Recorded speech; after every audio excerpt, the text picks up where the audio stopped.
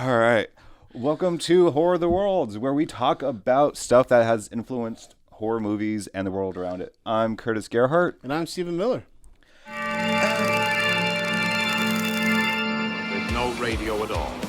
Not even with the bombing plane that's coming over. All radio is dead. It's alive. It's alive. It's alive. It's alive. It's alive. All right. So usually, you got to think horror movies are put out there that are dreamt up or thought of like everyday lifestyles that are over exaggerated or just, things that made up in life to help kind of scare us and all this stuff. Like just things that we have to deal with everyday lives. So what's more terrifying than something that actually exists, right? Mm-hmm. So, I mean, well, at the end of the day, do you want to do, after a long week of work and stuff, pretend we have a family, you have a family, I have a family, whatever. What do you want to do for, vacation? Fucking, we're going to travel somewhere exotic, get some swimming done. No, maybe go somewhere nice and secluded, somewhere near a river. See, you're wrong. It's Nintendo. Oh, Nintendo! You got to play Nintendo. That's all it is. Just fuck everything else. Play Nintendo, Super Mario Brothers, all that good fun shit. Yeah.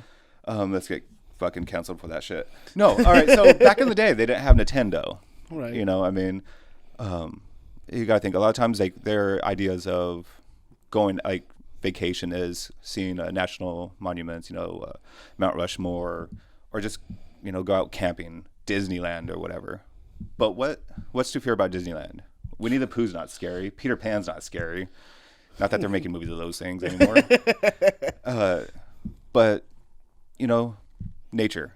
Nature's pretty fucking terrifying. Fuck that thing. And I think that's one of the reasons why Nature Run Amok movies have made such a big influence and have started off and honestly has probably ruined movies. All movies, yeah. Movies, period. Not just horror movies, but movies and some of the world as well. Yeah, just when you thought you could be comfortable, nature fucks you over. Pretty much. But you know what? You go camping, fishing, go on beaches, lakes. Just go out, have fun. People up here in Washington like to go by the creek, go by the river, and all that shit. Yeah. I always think of Chris Farley. But no, I honestly when I kind of think of some of my camping was so huge back then. I want to say because I remember hearing my parents about it. We did traveling until I was pretty much born, right? Because another mouth to feed. But even some of my old TV shows, like The Munsters, I fucking love The Munsters. And one of my favorite episodes was when they went out camping and Grandpa turned into a wolf and forgot how to turn back into it. But that's the thing, all these TV shows were making fun, not making fun of it, but they had a camping episode. Yeah.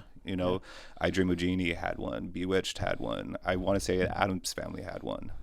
It's nature was our escape. Yeah.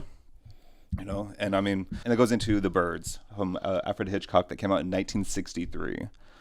I haven't read the book because I guess this was based off of a book. A lot of Hitchcock's movies were books. Yeah, he was the first one to do a book in an artsy manner, it felt like. Mm-hmm.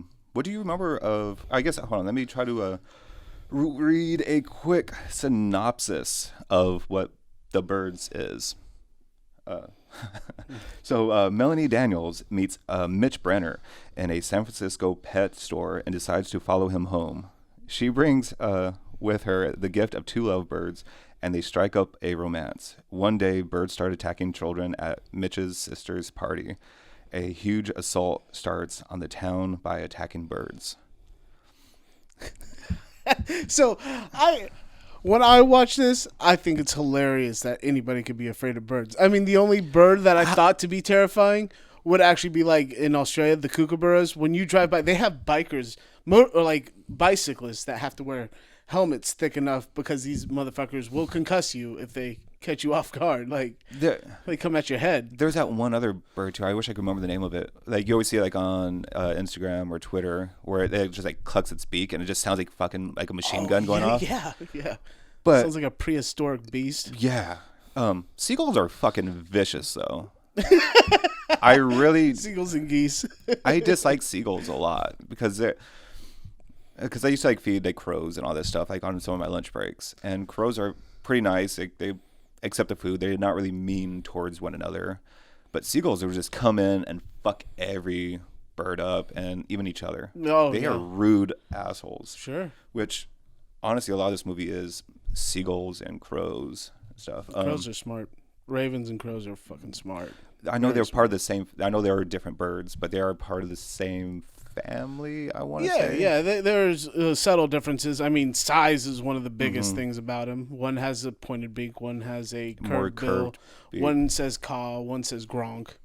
Yeah.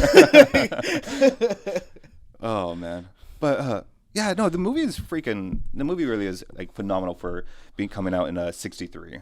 Like it doesn't really stop. It's kind of scary. Like one of the kind of awesome things about this movie is because it's a little over an hour long. I think it's like an hour 30, hour 20. Oh no, it's actually a 2-hour movie. Sorry, just looking Holy that up. It's a shit. 2-hour movie. It does not feel like a 2-hour movie, to be honest, because it is. It picks up, it drops, picks up and drops. It's by the most part like a nonstop movie. Some of my favorite movies or my favorite costumes are mocking this movie. They'll have a lady wearing a hat and she'll have her wires with the birds on it, and it looks like she's getting chased around the party. It's I'm pretty sure hilarious, really. I think I was just more like enthralled in the movie and just like I always get so caught up in this movie. It's not like I have a fear of birds to begin with, or like I'm not in love with birds by any means. I think they are beautiful fucking creatures, but I don't think I ever really noticed the strings attached. I know there had been strings attached. I felt like I saw, but maybe it's something that my brain was like just putting in there. Like, how did they shoot this scene? I feel like that every time I'm watching a movie is how much of this is CGI and how much of it is practical effect. And when you're looking at something as old as the birds, There's no it's, CG. it's all practical effects. So you're sitting there wondering how the hell was this done? There were some of the ones with the crows were in the playground stuff. They were there were wooden birds out there and mixed amongst like 200 freaking ravens, Right. and stuff. All right, I'm gonna be saying crows and ravens interchangeable because unfortunately, Can't identify. but no, that was kind of like one of the things is like I guess for like one of the sequel scenes, like this is like ruining the movie. You should have seen this movie by now. It's streaming on Amazon. It's at this moment. Yeah. But at the end of the movie, near the end of the movie, he opens up the door and there's fucking seagulls everywhere on the car, on the ground. Like he's like literally walking through like a flock of seagulls. Not Vice City, flock of seagulls. He did not run, but they did try to get far away, and they could not get away. He can't escape the bird. But they ended up feeding a lot of the birds. I want to say like it was like rye and like beer and all that stuff, just so they kind of just were more lazy. Oh, okay. Made that shot happen. Yeah, and that's the thing. Like when you think of I honestly, when I think of movies like this, I don't think of a lot of birds. But when you actually see how many birds there actually are in some of these scenes, like, all right, this is actually kind of frightening. Like I walk out my door and my like stairwell and all that stuff's covered with birds. I'm closing my fucking door and I'm just like, all right, I'm staying in now. I am the bird trapped in this cage. Which honestly, I just put that together. Maybe that's what it was. Because this movie is very notorious for not having a meaning. Like, there's no reason that the birds are attacking humans or any of that stuff. They just start attacking out of nowhere. I have one theory, which I'm going to share here in a minute after this one that I just thought of. But what if it was their way of looking at us in the cage? Oh, yeah, maybe. I can see Because- that. That sounds like an interpretation Hitchcock would leave with one of his movies. I wouldn't be surprised because you have, or even in the book, because you have Mitch coming in and trying to out Melanie, and he's trying to get some lovebirds, and all of a sudden all these birds start going crazy and all that stuff. Once when the romance starts to blossom a little bit, but I'm kind of curious if that was a whole Flip the like script. that Yeah. looking through the glass and actually wait, maybe the birds are just watching us in the cage, Oh, trapped yeah, inside, like killing us like we kill them and all that stuff, like entrapment. Huh. I never I thought like about that that. until right now. Like that kind of makes a little bit of sense, almost as much sense as this is what I kind of thought of, because like I just brought up on how the birds started getting kind of crazy in the pet store and all that stuff. Like when their romance started, that interest in their eyes, birds starting going crazy, all these animals and all that stuff. next is when she actually takes lovebirds to his house, and she's on her way back to the mainland, and a seagull comes and flies and hits her head. Yeah. And stuff, but that's when she actually gets that glimmer and that spark. Yeah. When she looks at him, it's like, all right, there's another little peak, and birds start to attack a little bit more, and then things start going way more crazy when they're at the birthday party, and all the kids start getting attacked.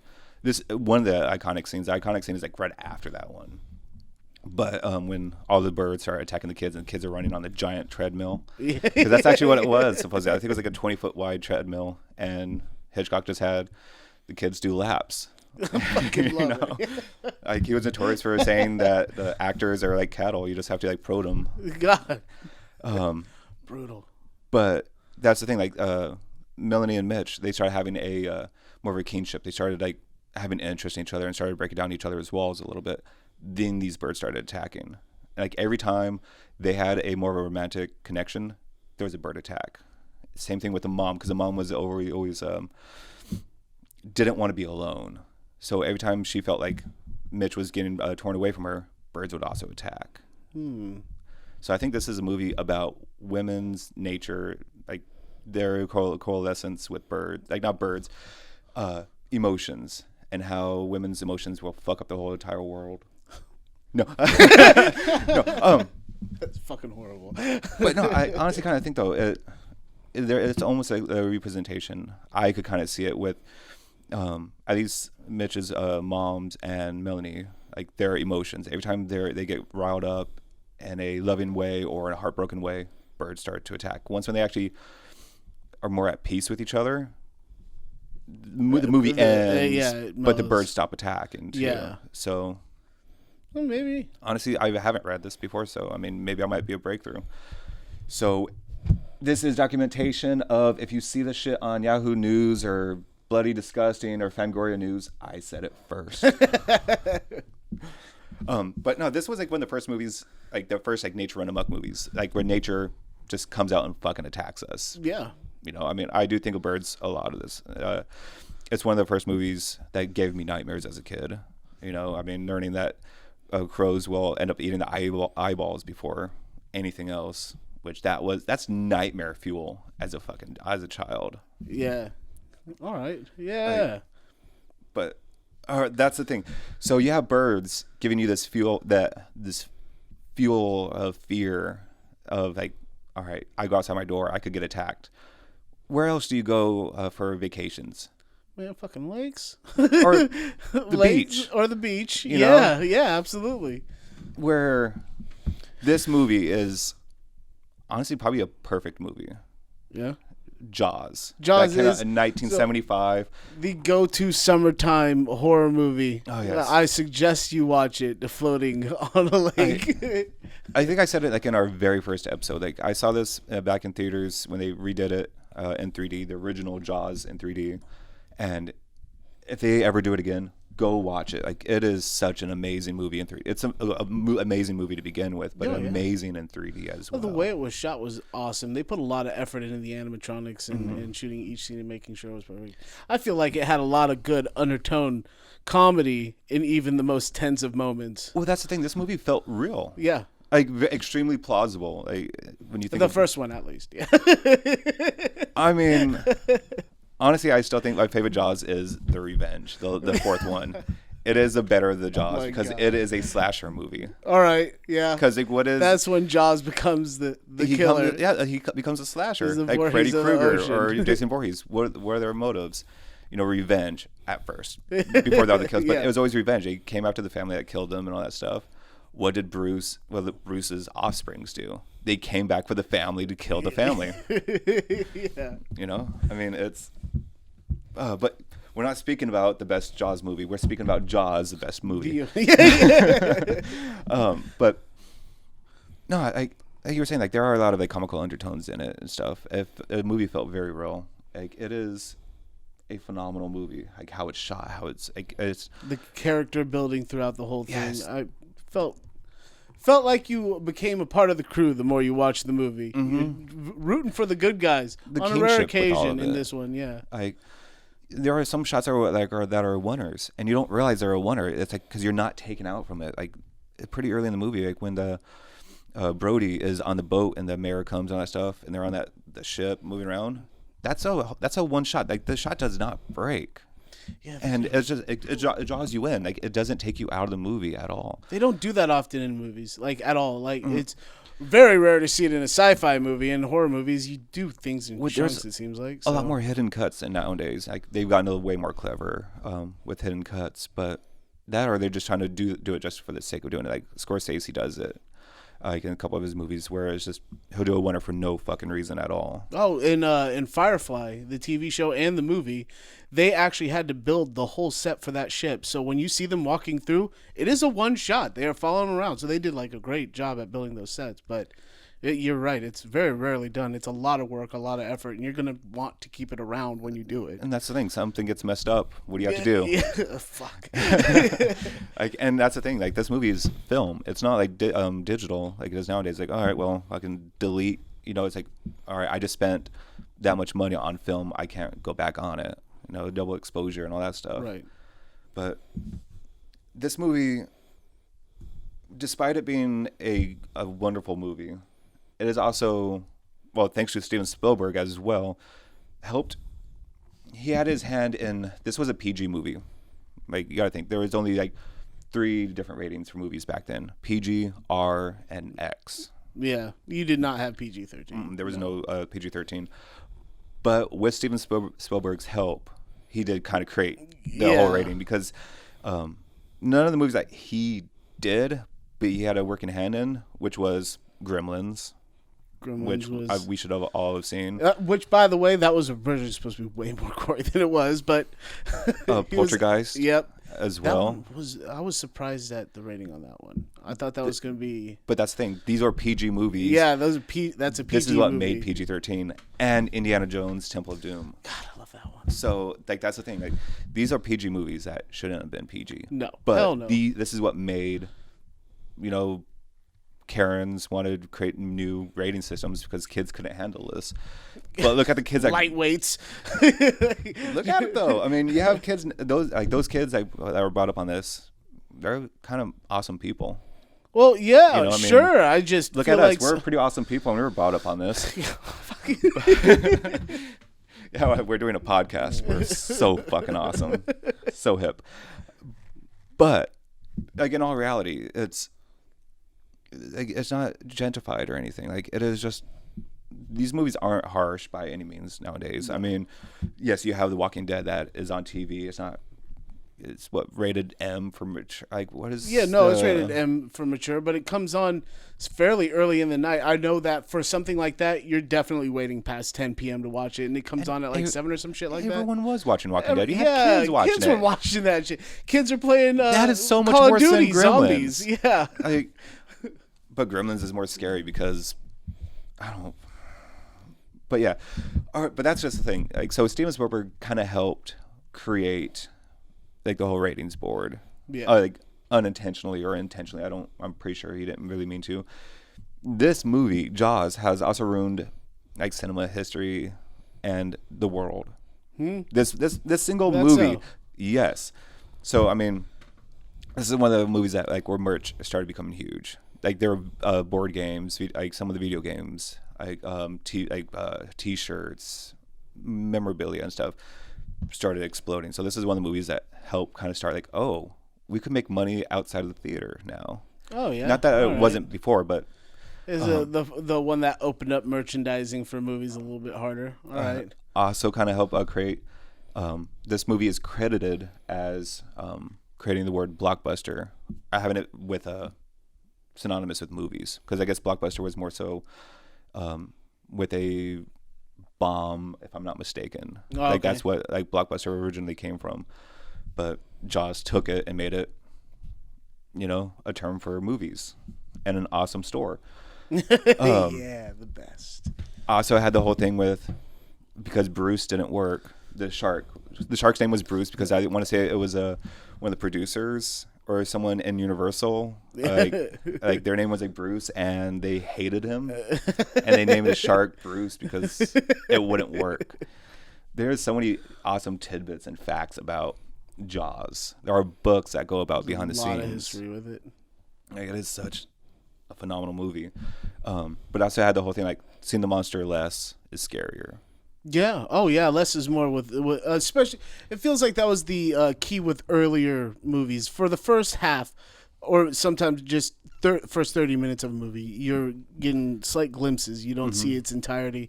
Sometimes it's because it creates an anticipation. Sometimes it's to make sure you don't see the zippers and the seams. Yeah. Like, But either way, some of it's it budget, works. too, Yeah. because unfortunately, budget kind of makes it scarier at times because all right, we can't show it because this is going to show the glue, this is going to show the zipper, so we're going to have to shoot it a different way at a different spot. Like, everything's perfect with this makeup except for this little part, so only shoot it from the left for 10 seconds. Yes. I can't remember the name of the movie, but like The Beast with a Million Eyes only had like 32 eyes or something like that. It was only a couple of feet tall. But he created that. There was so many movies that mimicked Jaws. Yeah. Like almost damn near plagiarized, but Yeah, no, I get that. One of the movies that I've seen recently definitely feels like it got its beat for beat its is feet. Grizzly, Yep. which is a giant 30-foot bear, which everything's 30 fucking feet. It seems like I think Bruce is supposed to be, was it like 30 feet? Yeah, like 10 meters or something like that. That Piranha is like a ripoff of it. Oh yeah. Like even to the point where Joe Dante, that directed Piranha, and also Roger Corman film as well. Like they said, like yes, this is a Jaws ripoff movie, and like the very first like scene, they have the girl playing Jaws arcade game. So I was like, all right, this is what it is. Like we're not even like gonna, shut up. Like, yeah. that's just not that's gonna it. hide it. Piranha made it a little bit more fun. It made it so Jaws felt like it was a well-produced movie, and Piranha was definitely the I wouldn't even call it a cash grab. It just felt like they were trying to bring a little bit more fun to the genre. That was it, I guess. Like I think Jaws 2 and Piranha came out like at the same time, so there was already like a little bit of a feud with Universal and Corman's film. But that was kind of, it wasn't so much a cash grab. It was, Corman was like the man of making like underwater movies. Like he wasn't doing like shark movie. Like he was doing some shark movies, but sharks weren't scary. Like they were more so gods. Like the beliefs and all that stuff, and or just like underwater monsters, familiar. like more creature from the Black Lagoon kind of monsters. But then Jaws came around. Like, oh, this is a Corman film, but done better with more money. And Corman was like, correct. Like he's completely right. Let's make Piranha Well, for the most part. all right, yeah. But yeah, you even have other ripoffs like Tentacles. I don't think that's a movie that everyone should watch too. Like it's another like an octopus kraken type of movie where like one of the deaths, like Steven Spielberg kills a kid in Jaws. Tentacles kills a baby in a stroller. Holy shit! All right. Like but you also have Alligator too that came out like in 84 or something like that as well, which is, you're not safe in water or land, the whole sewer. So honestly, Jaws is kind of like the one that started like nature run amok. Yeah. All right. And we had something to hit like at least every 5 years since then. Yeah. As far as keeping the whole Jaws canter alive. Which I feel like Jaws, that's I'll talk about that here in a second, but Jaws, I think, made it huge. It started the whole, made everyone love sharks. In a different light, in a way. Like I guess Shark Week became movies. every week on Discovery Channel. Yeah. And like the next movie I think that came out after that made sharks huge was Deep Blue Sea with Samuel L. Jackson. And Cool J. the other, I still need to rewatch that movie. It's been way too long since I've seen it. And the other shark movie that made sharks popular again, and probably almost as popular as Jaws, is... You're gonna say it. I'm gonna say it. Is Sharknado. Goddamn Sharknado. Oh, all right. Each one of those movies are fucking phenomenal. Like, if you like schlocky movies that are just like, don't go into it expecting Jaws. Go into it expecting nothing. If you wanna laugh at a movie, this shit is where it's at. It's definitely don't take it serious. I watched the whole thing, and this is usually something that I wouldn't have even approached. But watching it for this, I actually enjoyed it. I enjoyed it a lot. it was dorky, campy as all hell, and having sharks jump out of a sewer to get your ass. It reminded me. It was like Snakes on a Plane, but with sharks. Well, I mean, there were sharks in a sewer. That's the thing. Like the whole like franchise of Sharknado had so many different cameos. You had like the Dexter, and I can't remember the I think the guitarist from The Offspring. Oh yeah, had a cameo. Corey Taylor had a cameo. Like there are so many actors. I think Jerry Springer even had a freaking cameo in one of the movies. Jerry Springer's always, he was in a lot. You think of any like almost like superstar, and they more than likely played in Sharknado for like a short second and just got killed off. And keep in mind, there's 6 of those fucking films. 6 7 if you want to create Sharknadoes. that or consider that the mockumentary about it All right. as well.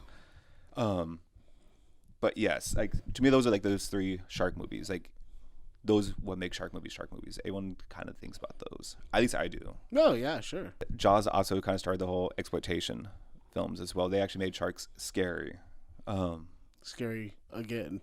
I feel like if you're a surfer, they're always that thing that you're thinking about. But Well, that's the thing. I think it's almost they think of it as getting hit by a car when you're driving. no, all right. You know, they're see. out there in the water. If it's going to happen, it's going to happen. But you more know? than likely, it's not supposed to happen. Yeah, because I mean, I want to say there's more attacks, more car accidents. There's more man-on-man crime, more like insect bites, and people going to the hospital for shark bites. Let alone there is far less shark attacks that kill people. Like sharks are more the victim, and that's the thing. That's the unfortunate thing about Jaws is how this actually influenced the world around it. It actually made sharks scary. Sharks weren't really scary before this movie. This is the movie that people actually went out and started killing sharks because they're evil creatures. Like they don't want them harming the beaches. They want to go out in the ocean safely and all that stuff. Like they started killing hundreds of thousands of, like, if not millions of sharks because of this movie. But also the good kind of came out of it was it had more awareness of what sharks actually do, and it helped push us to learn more about sharks and stuff. So I mean, yes, it sucked that they were getting murdered, but you know, a lot of good science, a lot of good stuff actually came out of it, unfortunately, at the end. But yeah, Jaws is what started kind of everything. Yeah, all right. Well, that's why you see a lot of blockbuster movies or huge movies getting released in the summer, because Jaws. Oh yeah, it's not just horror. I feel like it's one of those times where you need to find something to fear. And it's either going to be in the woods or it's going to be in the water. Also has a famous tune, that dun dun. Yeah. Dun, dun. Like everyone knows that one. You know, Jaws is just bigger than life. It's a movie that's never going to go away, that I feel like everyone should see. It can be seen as a slow movie. Compared to nowadays, it's a slow actually movie. making a huge comeback. I feel like a lot of people are watching it and enjoying it. Yeah. Even with the newer generation, they're watching, oh, you know what, this one isn't that bad. I felt like that when I watched Lake Placid. I feel like Lake Placid was a lot more enjoyable than I originally remembered. Yes. And that's the thing, like when it comes to Lake Placid, that came out in 1999, directed by Steve Miner. I'm Steve Miller. That's not Steven. But yeah, directed by Steve Miner, which he's also done Halloween H2O. He's done Dawson's Creek. He's done Friday the 13th Part 2 and 3, and House. But yes, Lake Placid. Another 30-foot monster that one of the characters, I believe played by Oliver Pratt, sees as a god. And alligators and crocodiles are worshipped as gods in older religions. Worshipped more older. The worshipping of them is older than the standing of Christianity, or at least said to be in this movie. Right. What? That's the crazy thing too. Is like when it comes to this movie, kind of like almost halfway through it, they start taking. They see one of the footprints, like in the mud. Yeah. It's like that's the thing. Like the gator is supposed to be 30 feet, but like the claw, that handprint is like. That can't be a 30-foot croc, man. That had to be like 70 feet or something like that. Like 30 feet long, but tall. This son of a bitch was a big boy. Yeah. And it only hated cops. I swear to did, God. like, it killed had like a total of 2 kills in them. Both of them were officers of the law. That's actually the crazy thing, too, is like some of the kills are actually pretty freaking solid for this movie. No. It was more than I thought I was going to see. Even going into this movie, I believe it has an R rating. But when you're looking at it, it still delivers more than you thought. Because when I watched it, I thought it was going to be a lot of CGI. But it felt like when it came to the kills, showing the kills, they did that real life aspect. They tried to make the body. This is one of the awesome things about this as well, is you're talking about like the practical effects of the gator itself. Stan Winston actually created the real life alligator. It actually swam in the not like fast, but he actually moved in the water. All these underwater scenes, but Stan Winston is the guy that created Alien. Oh, not shit. created Alien, like that's Dan O'Bannon, but created or helped create the alien the creature, and also Jurassic Park. Oh, sweet. All right. So he it made the ties into my crocodile. childhood pretty hard. All right. And that's the thing. Like, honestly, when I always thought back about this movie, I always thought of it as a sci-fi movie, not science fiction. But I'm talking about more so sci-fi, the TV channel. Yeah. Like the whole schlocky. You kind wouldn't of catch it bad. on Shudder or anything like that. Is not before you caught it on Sci-Fi. Yeah, at least that's what I always thought of it was. But when I rewatched it recently, I was like, oh, this had to have been like on HBO, and I guess it was. That's where I originally saw it, was on HBO as a kid. Yeah, it has a lot more famous people in it than I remember too. I mean, maybe it's because Bill Pullman at that time, the only thing I had seen him in was Like Spaceballs or something? Yeah, or... it was Spaceballs. I'm pretty sure that'd be the only thing I had seen at that age with him in it. It almost feels like everything that we're pulling up and has Casper. Bill Pullman in it. He was the dad in Casper. So that's what I had known him for. To see him, Bridget Fonda, in this, and can't forget Betty White. Betty White is the gem of this fucking movie. She has absolute gold. A line that caught me off guard because I don't remember. If I had a dick, this is where you'd suck it. Yeah, this is where I would tell you to suck it. So I was like, yeah, like, all right, Betty White, you got it. You got me. She got some chops. But that's the thing. Like, she's not that. I don't think she ever really was that cutesy. Like, she always played that she was badass woman. she was always the unladylike comedian of her time, and she carried on with that. And she was the even in Golden Girls, like she was the fuck Rose you Nyland from like she was kind of ditzy. Yeah, you know, not the smartest, but she was also kind of brutal. Quip, yeah. But she kind of. I wish she was in this movie more. Yeah, oh yeah, absolutely. She was in it just enough. She was in it enough to like. She deserved the credit she got, and in my opinion, she made the movie. Between her and the eccentric rich man, who was always causing trouble, he was not only the comedic relief, but he was the psychopath you were kind of rooting for. Yeah. I mean, and if you're watching this movie for Betty White, she's not in it for that long. Probably like total screen time, 4 minutes, maybe. Yeah, maybe. So I'd say 10 minutes max because there's a lot of little shots with her in it, but she's not the foreground of the screen. And she's the reason the Sing exists too. So yeah, she's that much of a badass. But yeah, this movie is worth watching purely for Betty White. Oh yeah, but also it is a really awesome freaking movie. I was hoping it was was better shot than in Anaconda, Washington. in my opinion. Because when they were showing the lake scenes, I'm like, this kind of feels a little bit like Washington, but I guess it was in Maine or something like that as well. But yeah, it was at least said to be in Maine. I don't know, I'm stuttering. It's movies like this. I was always afraid of water when I was a kid, mostly because you can't see what's in it. So this gives you that. If you can't see what's in the water, don't fucking hop in. And this is an example on why. This alligator was not supposed to be in the waters it was in, but it was there, and it wasn't going anywhere because it had a free source of food. Well, so, I drowned as a kid, too, for a little bit. So that's why I'm scared of water and leeches. That's why I don't like water I can't see through. Is I not really scared, or I don't really hate a lot of things, but leeches scare the fuck out of me. Like, kind of weird and like creepy. weird little black vampire fucking. Now as an adult, I have a slight thalassophobia, but it's because it's the deep open water and how little we actually know of what's in there. No, sorry, I heard Placid. Lake Placid, but this movie didn't fall flat. It was very good. It was well shot, and it was a lot of fun in my opinion. I'd watch it again. This one is actually worth owning, and that. I say that knowing that Anaconda is a shit show. I did not like it at all. I watched it. I'm distracted because I was like, this has to be a parody of Lake Placid or Lake Placid or something like that. I was just like stuck in my head right now. I am so sorry for that one. I don't think there's really a dull moment in this movie at all either. I don't think it's streaming anywhere. No, I couldn't. Like, find unfortunately, it I think it's on the movie. Stars or HBO occasionally, but yeah, you might catch it on USA or some shit like that. An edited version, because Betty White's mouth will get the FCC on your ass pretty quick in this movie.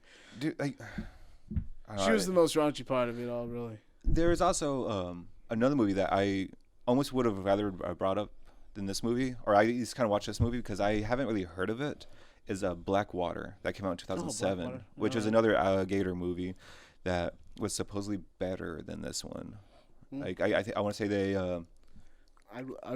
used real alligators in it, but they just kind of comped them in and made them a little bit bigger than they actually were. But it was more scary.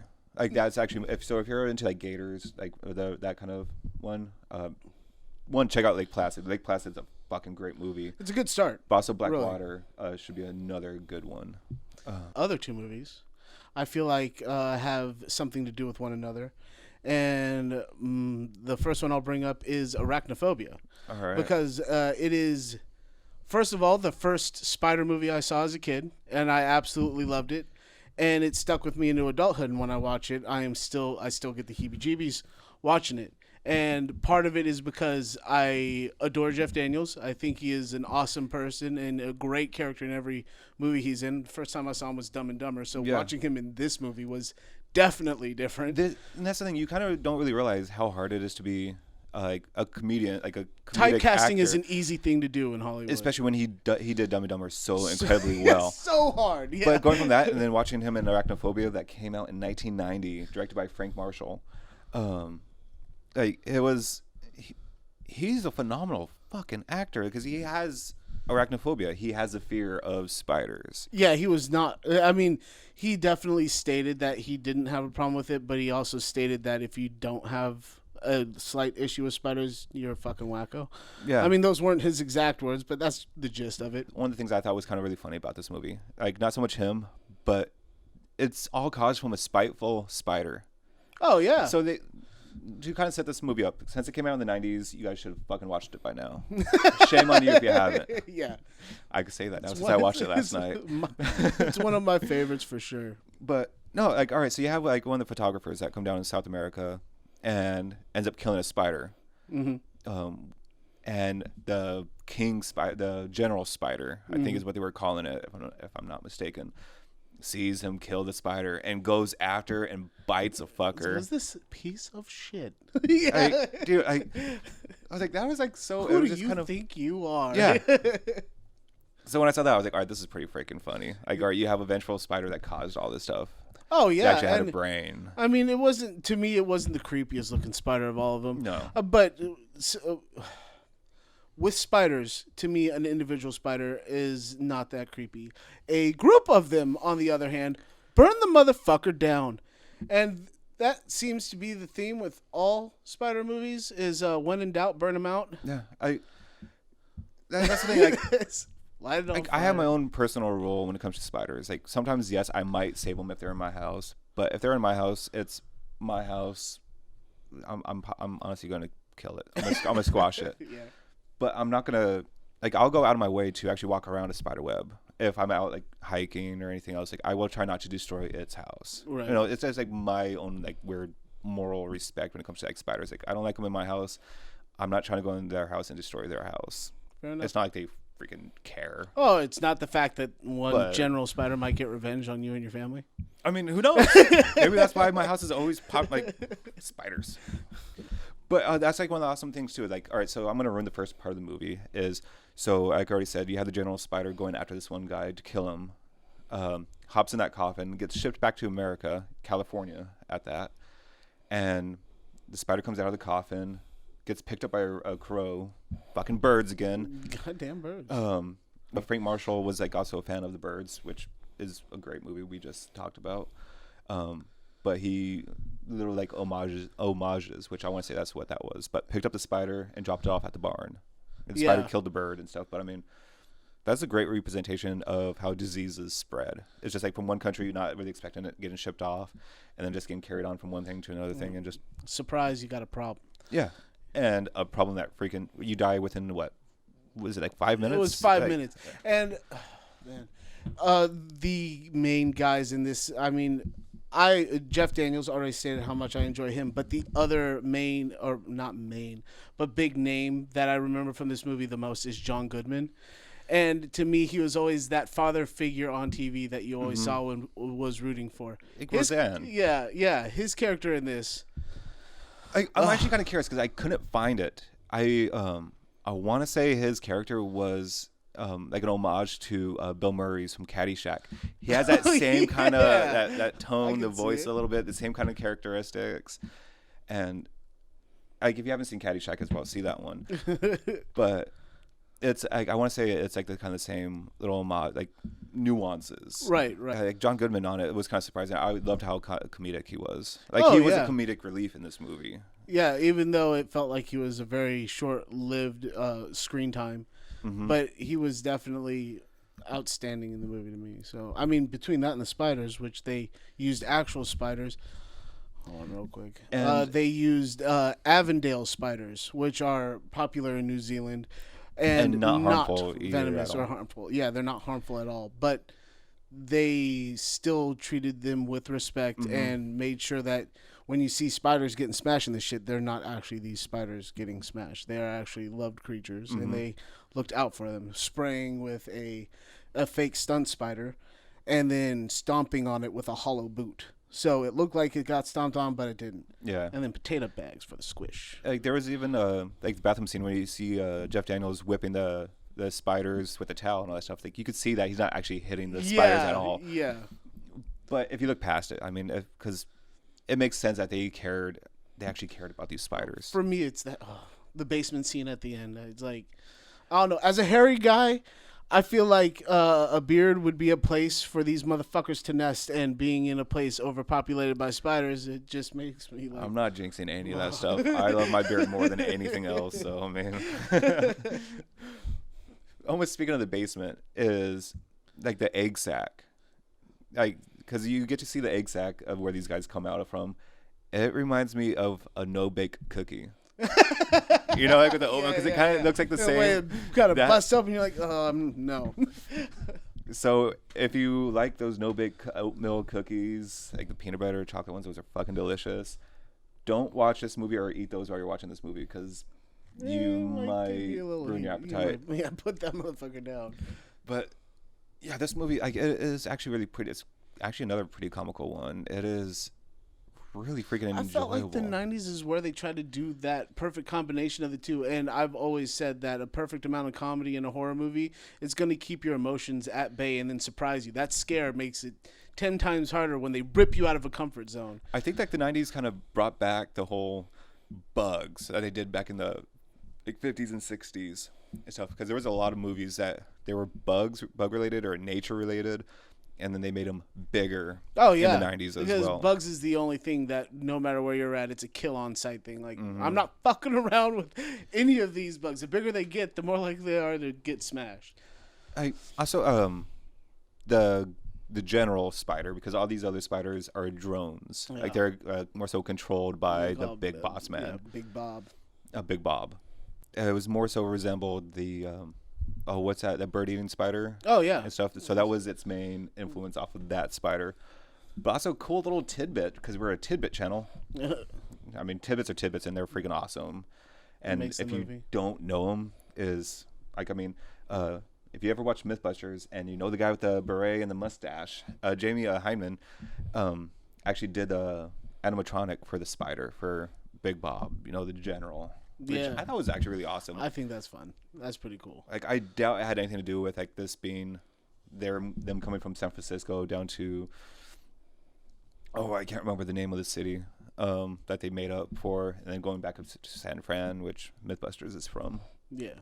But yeah, no, I'm kind of upset with myself that it took me so long to watch Arachnophobia. I understand why I didn't want to watch it, because it's fucking spiders. Spiders are fucking creepy. This is not many not many movies really get under my skin. This one actually kind of like it got me almost there, where I almost started like. I actually looked under my covers last night, and I don't normally do that. I still have a habit of knocking out my boots before I put them on, man. I try to make sure there's nothing in there. Well, I mean, I even heard that like stories like because I want to see you like you were from Texas, and it was kind of common for spiders or tarantulas and scorpions. Tarantulas, depending on where you live, but you usually like see them motherfuckers coming. They like to be in your cabinets and shit. But scorpions, yeah, depending on what part you're in, you knock out your boots a little bit because everybody keeps their boots in their garage for some ungodly reason, and you knock them bad boys out because it's a covered area, nice and moist. I don't know why people like Texas so much. Because I know they even have a season where like tarantulas will take over freaking town. They'll cross highways. migrate, yeah. And like They an migrate ocean in large of tarantulas. Like, why the fuck do you want to go to a place that has? I'm moving on. For me, it's just the heat. But yeah, I get it. The next movie, it's almost like an updated version of Arachnophobia. Oh, we're going that far. Okay. Infested, and that one, it's Came another spider movie, 2023. Mm-hmm. Directed by Sebastian Vanicek. Yeah, that one, that was the name that I had a problem with. He was in. I wouldn't say he has arachnophobia. He has a strong appreciation for spiders. Yes. So he sees them as beautiful creatures that people mostly have a fear of because of the way they move. They have 8 legs and they can be fast. You don't know what direction they're going to take off in or how they're going to take off. To be quite honest, if it jumps, it's going to freak me the fuck out. But the scattering thing is also a creep factor. Right, which I guess they did in Arachnophobia, and this one is they fucking jump at you. Yeah. Yeah, that's some of the things, like with this particular spider, which they modeled this spider after several of them. One of them my favorites. The wolf spider is one of my favorites. But it also had a rare African, a larger spider. I thought they were going to do this after the huntsman spider in particular, but the markings on it, I guess, kind of look like wolf spiders. But the way that they shot this, like if you see these spiders, you don't think much of them. So they had to amplify the freak factor a little bit with the spreading of them being a lot quicker and far more abundant, and the venom factor, the poison, which is another one that kills you almost instantaneously as well. Yeah, this isn't something that could be like misrepresented as track marks. This looks like, oh, what's that other one? Triphobia, where you got like the fear of like a cluster of holes and shit. Like it made that kind of effect on your skin and is raised and like pustulous, like little gaping. It's disgusting. But there's so much work that went into this movie that I'm surprised on how beautiful he found these creatures, to be quite honest, because the way he made them scary was almost in the opposite direction. Like it was scary because it was numbers. The same thing with Arachnophobia and stuff. This Numbers movie, and by the end the size. That's the thing. Like I think it's the thing that he made it more scarier than Arachnophobia was. Like it wasn't like a direct rip off. Like you could tell that Arachnophobia has to be in like one of his favorite movies. There was inspiration, a huge inspiration. But one thing that he did different was he made the spiders bigger, which, sometimes, not for me, but sometimes bigger is scarier, especially when it comes to spiders. You're hoping it means slow movies. In movies, I mean, if there's a giant fucking spider that's normally small, even if it's the daddy long leg, I'll still be scared to fucking death of it. I like the daddy long legs. Those ones don't bother me. But the huntsman spiders, I've seen pictures of people in Australia waking up to these big, like, hand-sized fucking spiders just chilling in the corner. I wouldn't be too happy about that. No. But it had me. This movie had me checking the shoes in the corners of my room. And, I mean, in Washington, we have the tiny little babies. But these motherfuckers they made them big and abundant. Yeah. And the whole way that the way the story kicks off is two kids growing up had first one of their parents died. I believe it was the father died, and so it was just them and their mom trying to make things happen. And then eventually, unfortunately, the mother passes as well. So to make ends meet, not only are they doing miscellaneous work to build this apartment, somewhat of a slum. They're trying to sell it. To get out of that apartment. Yeah. They're doing that, and he is also selling sneakers under under the table for sure. He's slinging sneakers, collectible sneakers. He's a sneakerhead on the side, and he's also an avid exotic species collector, not just spiders, but scorpions. Not spiders at all. Like he's more Yeah, into. he had no spiders. That's what made him pick this one up. It was a rare African breed, and he found it. I don't think it was African. I think it was. It looked like it was Middle Eastern when they picked it up. Like they were picking up under rocks. I think it was like Iran or something like that. Yeah. Either way, they were finding him in this hot area, was capturing him, and right from the get-go, you saw how deadly these bad boys were.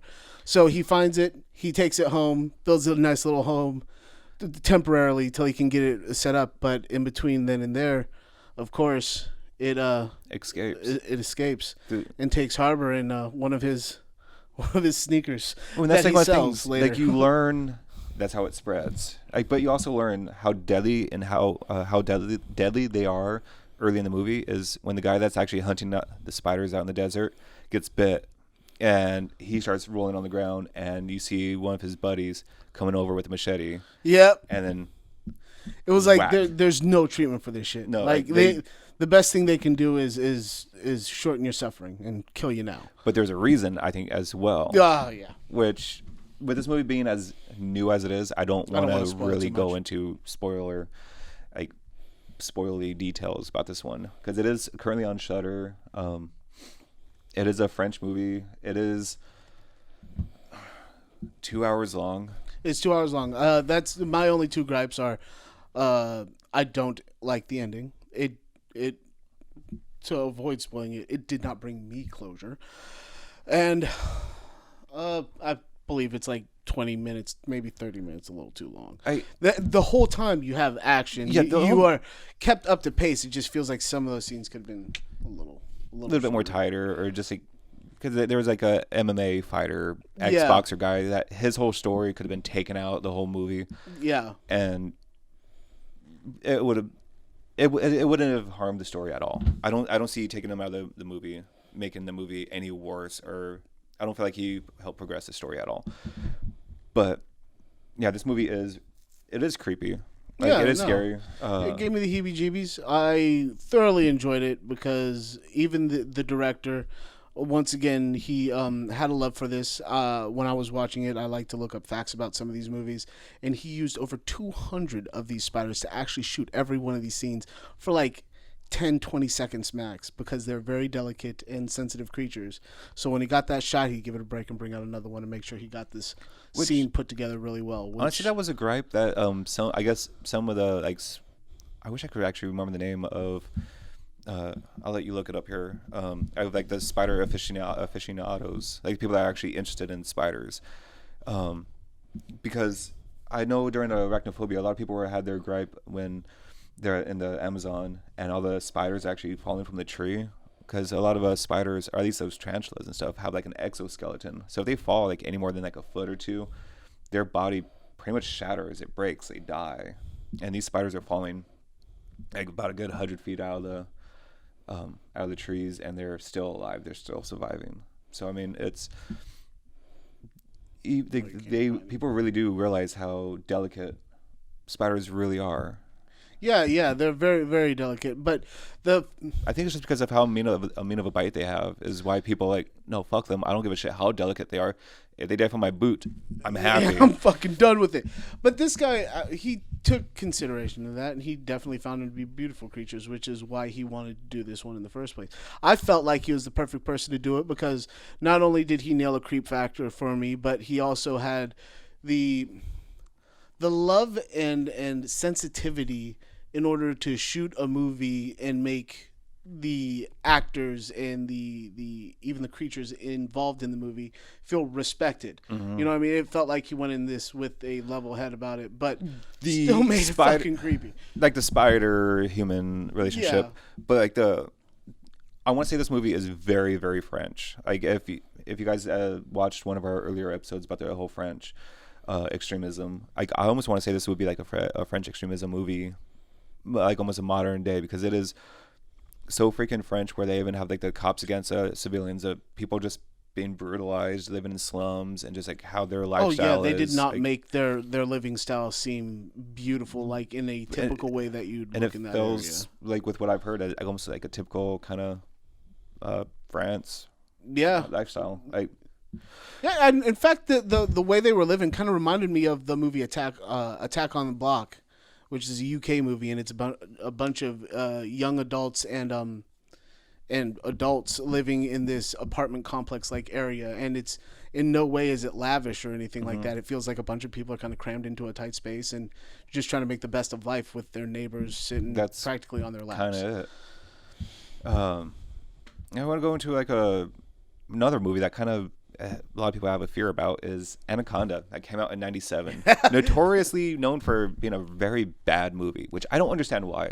I enjoy this movie. I can tell you exactly why. Why? I fucking hated the animation in it, but that's just me. The animation wasn't really. This movie came out in 1997. I liked the way that they had an anaconda snap a motherfucker's neck.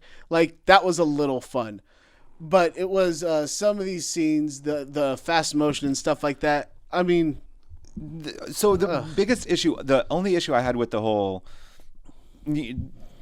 animation of it is, was it John Voight? I want to say, John Voight's character near the end of the movie where he gets bitten. You guys should have seen this movie. The snake wins. But the anacondas have fucking fangs. They have not fangs, but they have a bunch of serrated teeth. And the motherfucker gets bit like 3 or 4 times, thrown around. There's no blood, no marks, none of that. Like, I enjoy the bad guy.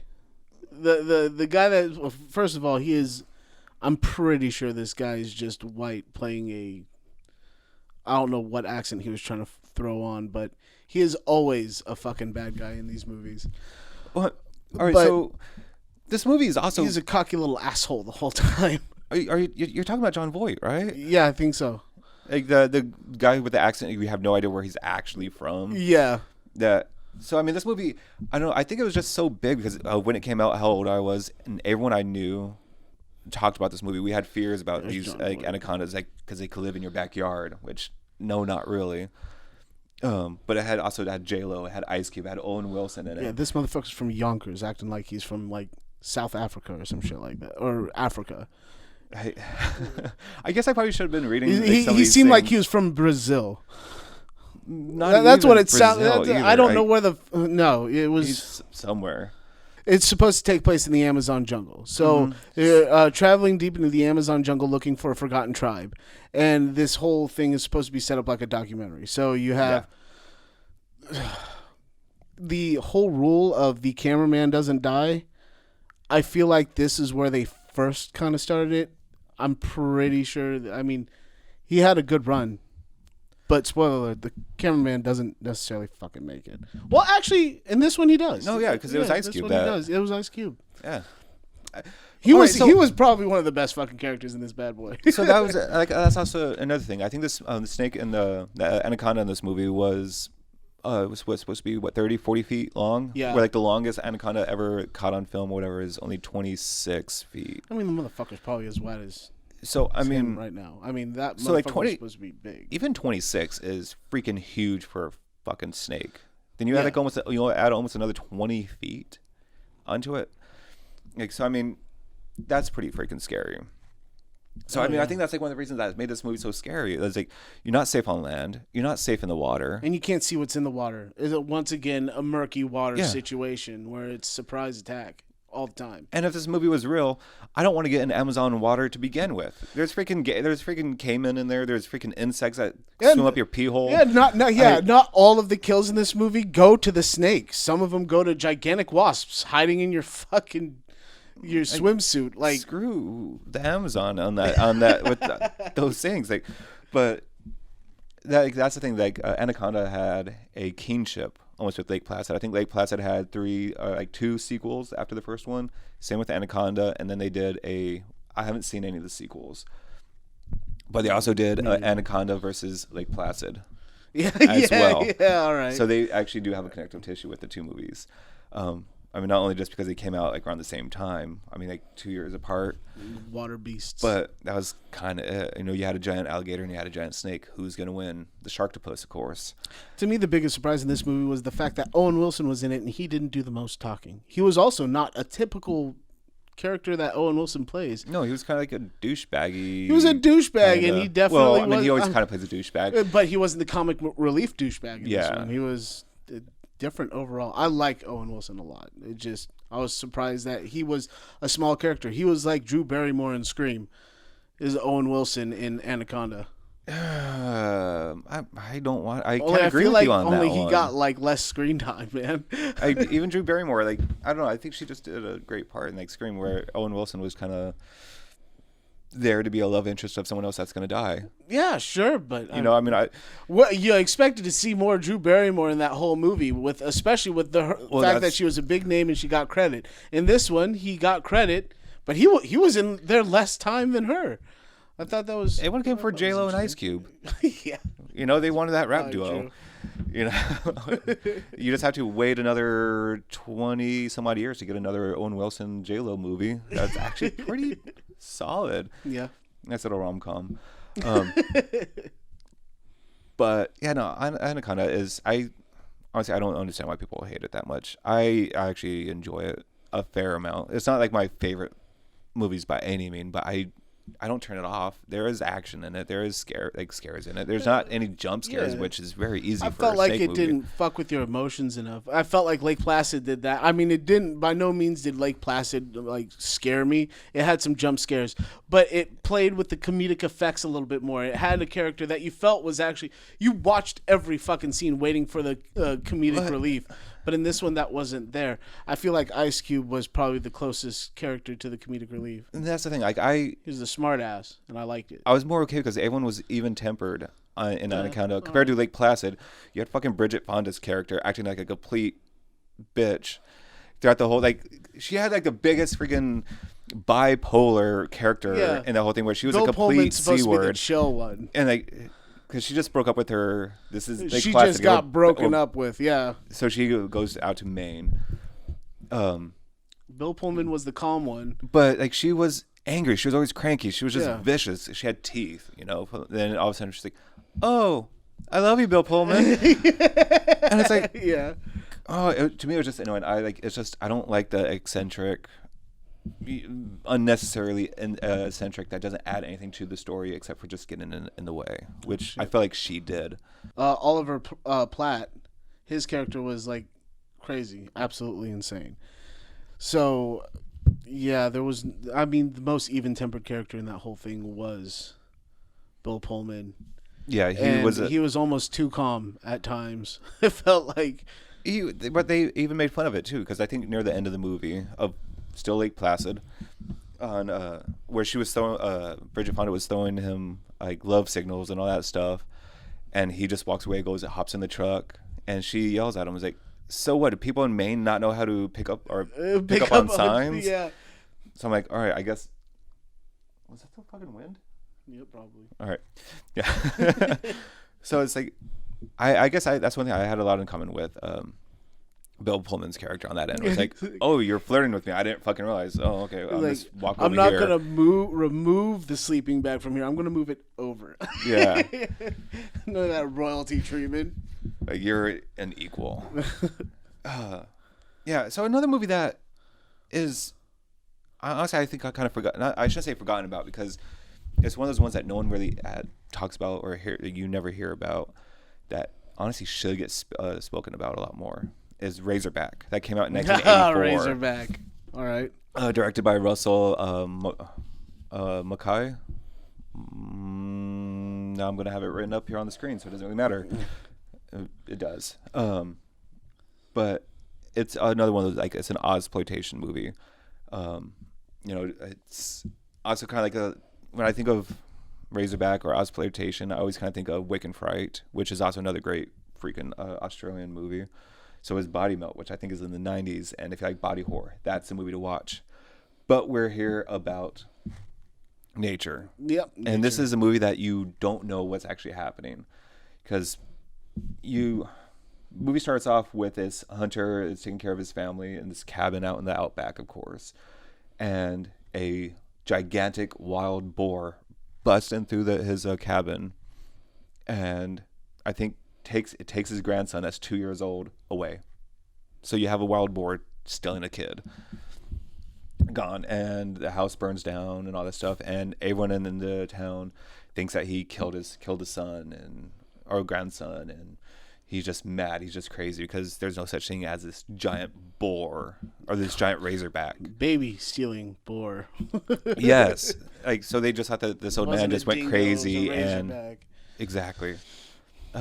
So then it goes into this. I want to say she was not a news anchor, but someone that did like the news and all that shit, a news reporter, and she goes off to Australia to pick up the news and try to figure out why this giant boar that doesn't exists and all this stuff. So it's like, all right, so that grandpa is just a character, just kind of help get the story moving, whatever. We're not following his character anymore that you thought you were going to be following. Right. And then you start following her, and then she dies and stuff, and it's like, all right, who the fuck's the main goddamn character in this goddamn movie? Like, so 30 minutes in, you still don't know who you're supposed to be following. You don't know where the story's going, but it all makes sense. Like, there is still stuff that's still moving forward. Yeah. This boar has an evil intention. I shouldn't say boar because it's a razorback. They always consider it a razorback, I guess, when it gets to this size or the type of boar. The reason why boar definitely underlines the level of aggression that this gigantic fucking pig has. Mm-hmm. So, yeah, I mean, boar's not a far-fetched. So, I mean, you have that. It's like, all right. So, after that woman fucking dies, her husband or boyfriend, I can't remember at the time. I think it was actually her boyfriend that they were about to get. They just got engaged or some shit. Goes to Australia to find out what happened to my wife, and then we start following him, and then you follow the grandpa, and they kind of make a whole. Like, the movie is a mess, but it makes so much sense when you watch a movie, and it's actually a really solid freaking movie. I'm pretty sure it shows off why Shredder turned Bebop into a giant razorback pig with a gun. Honestly, yeah. Like, I know I didn't saw the movie, but here's a synopsis of the movie as well, that if you just look up on Google. A big Australian pig attacks an old man, grabs a baby, and kills a newswoman. Her husband investigates. Sold. Yeah. So I honestly did more, but that's honestly it. Like, it is a really crazy movie. You have these two antagonists that are just backwoods freaking crazy. Like, they're almost like if Wrong Turn made a pit stop here, because there was, like, I think a dad and his son, just fucking wacko, where they're actually gonna rape the woman at the time. Jesus. Yes, but the boar comes and saves the day and scares them off, just so the boar could have, or the razorback could have his way with the woman. What kind of alliance is that pig carrying? Dude, like, none at all. Like chaotic evil. Like, honestly, I think the only reason this movie isn't as big as it is because I never see it streaming anywhere. I feel like if this movie was streaming or more people talked about it, this movie would be huge. It is a really fun movie. It is actually really freaking great. Like, I'm looking at it, and it's like an hour 47 minutes, and it does not feel like a 2-hour movie. Like, it does and it doesn't, but compared to Wake and Fright, which is another fucking great movie if you haven't seen it. Like, with Wake and Fright, it has Donald Pleasance in it and stuff, which he's like the main reason why this movie is as big as it is. But that's another Aussie movies are fucking weird. I know I'm not selling them because I mean, you don't they're need to that sell fucking them. weird. Oh, no, really, every Aussie horror movie I've ever watched, I've thoroughly enjoyed. Wolf Creek, absolute banger. Terrifying because of how realistic it possibly is. And if you look into the history of that one, it's a little fucking creepy. There was this, I can't remember the fucking name of it, but it was a zombie apocalypse movie that was absolutely beautiful. Oh, Wormwood.